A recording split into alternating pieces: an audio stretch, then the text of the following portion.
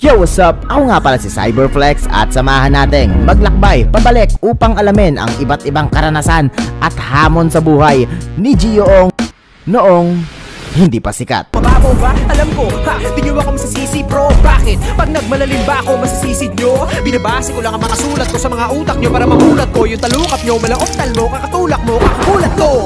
Siya si Don Angelo Villaver Ong, o mas kilala ngayon sa tawag na Gio Ong. Siya ay ipinanganak sa lungsod ng Puerto Princesa of Palawan City.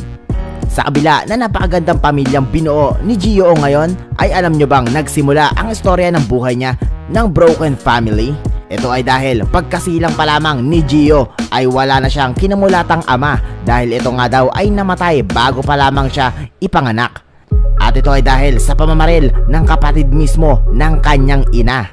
Bukod doon ay lumaki din si Gio Ong kasama lamang ang kanyang kuya na si Gerard Ong. Dahil ng ibang bansa nga di umano ang kanyang ina na si Elsa Ong upang maghanap buhay at matustusan sila.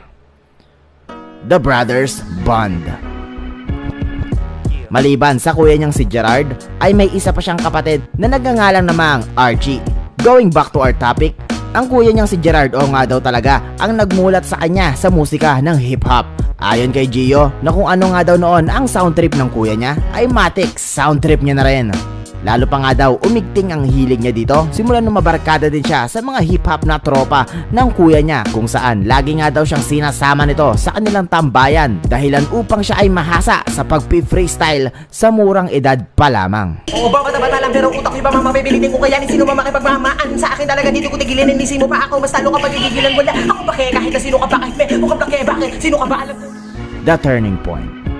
Nasa ibang bansa man ang kanyang ina ay tila hindi ito sapat upang matustusan ang tatlong magkakapatid at dumating pa nga daw sa punto na nag-uulam na sila ng asukal at asin. Tumigil na nga rin sa pag-aaral ng high school si Gio nung mga panahong to at nagpasya na pumunta tungong Maynila upang maghagilap ng pagkakakitaan at buhayin ang sarili sa murang edad pa lamang. The Gio in Manila.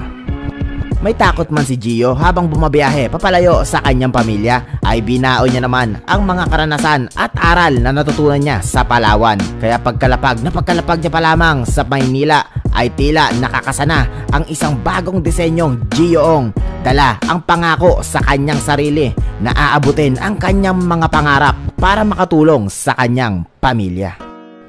Into the hip-hop world. 2013, nagsimula na nga bilang freelance rapper si Gio Ong at unang namataan at lumaban sa Sunugan Kalye versus John Skill na ginanap mismo sa hometown ng kanyang kalaban sa Mandaluyong. Pag-ingay parang kay Gio! Wala na akong planong huminto. Nung matapat ka lang sa ilaw, tsaka ko lang napansin na meron ka palang tato. Hindi mo, may lagayan pa ng barya. Ang ina nito, naka-short ng sobrang haba kasi yung binde, puro barya. Wala ka naman talaga pinakiba sa mga tanga na kalabang ko na dinurog ko na katulad mo. Wala ka naman talaga karapatan na tapakan mo. Pangalan ko dito sa lugar ko, punitin ko pangalan mo para mabatid mo na iba ang karakas na mga taga Mandaluyong sa inyo. Ang boto 5-0, panalo John Skill! Natalo man si Gio sa kanyang unang laban ay makikitaan mo na talaga ng potential ito sa kanyang early days. Ngunit tila hindi ito sumapat sa mas eksperyensado niyang katunggali na si John Skill. 2014 ay nabigyan uli ng spotlight si Gio Ong nang ma-feature siya sa rap sessions ng Viva.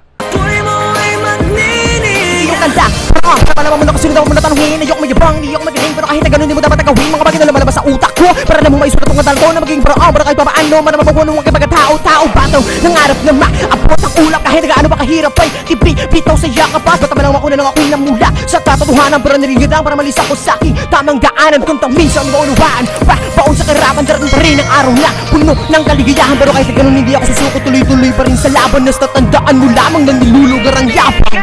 2016 ay naglabas na nga ng kauna-unahan niyang kanta sa kanyang mismong YouTube channel si Gio kasama ang one of the greatest R&B singer / rapper ng bansa na si Curse One sa kantang pinamagatang Sigurado Sa'yo na nagtala ng 700,000 views. Paraan ng pagkuha, idadaan sa bomba para lang makot. Ako'y nagpapapagod na siwala 2017. After ng successful debut song niya ay mas nanggigil palalo si Gio at naglabas ng 4 na sunod-sunod na hit song. Kabilang na dyan ang kantang Kasalukuyan. O nagkakanda, rapa sa pag-ayo, nanay at tatay mo. Anong tingin mo sa kanila sa bahay nyo? Alalay mo? Opinion. Dinadaan tayo sa marketing, napakape-kape hanggang walang napapala, mangungulit gabi-gabi.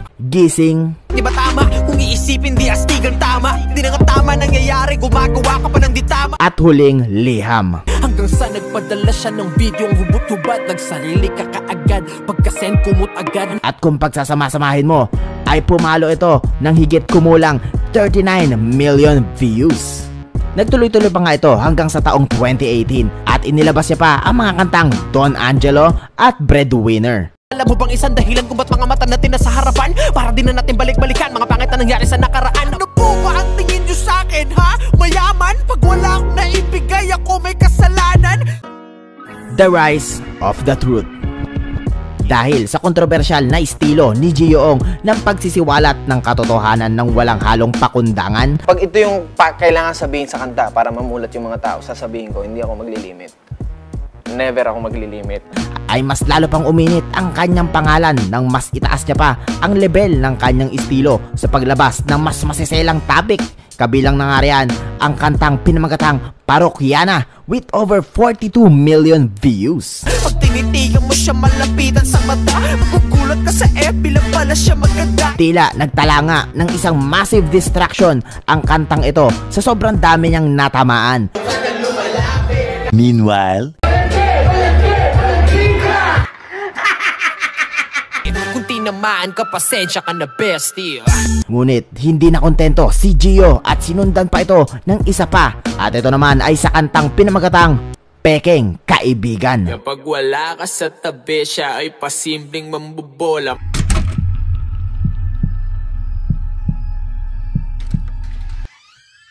Ika nga ni Gio wala man siyang preno sa kanyang mga kanta, ay intention niya daw talaga yon upang patamaan at sugatan ng kaunti ang mga listeners in a good way para mag-rise up at dumaan ito sa tamang landas.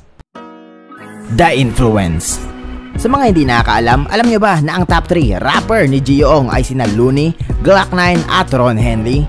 Sa dahilan ng may sense nga daw at makabuluhan sila kung magsulat. At sa international naman ay sina J. Cole, MGK, Joyner Lucas, G-Eazy, Hopsin at NF na minsan ko na rin inihalin tulad sa kanya. Kung susumahin ay tila sobrang paangat na nga talaga si Gio noong mga panahong to.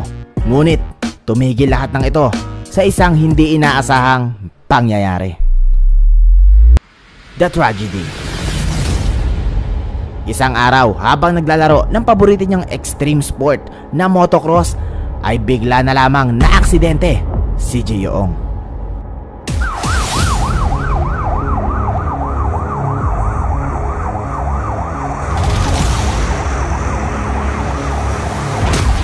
Naagapan naman ito sa tulong ng mga paramedics at kalinga ng kanyang asawa na si Janice Ong. Pero sadyang malala nga talaga ang inabot ni Idol kung saan nagtamo siya ng mga sugat at pilay na nauwi pa sa isang operasyon. After ilang months ng pagpapagaling ay salamat sa ama ay medyo nakarecover na si Idol. Hindi man ito naging madali sa kanya dahil nabawasan na nga ang kanyang mga outdoor activities dahil sa kanyang lagay, ay naging masaya pa rin siya sa tulong at inspirasyon na binibigay ng kanyang pamilya araw-araw. Ay nagtuloy-tuloy pa rin nga at mas kinilala pa ng mga tao si Gio sa kanyang patuloy na pag-upload ng mga travel vlogs na kasalukuyan ngayong patok na patok sa YouTube, na kung pagsasama-samahin mo nga lahat ng mga vlogs at music at iba pang content niya ay meron itong total of 250 million views. Idagdag mo pa yung patok na merch niya ngayon na Masid Clothing na pwede mong ma-score sa mga online shopping store. Ako nga pala si Cyberflex. Na-inspired ka ba sa kwento ng buhay ni Gio? Kung oo, i-like mo na ito at huwag kalimutang mag-subscribe sa aking YouTube channel.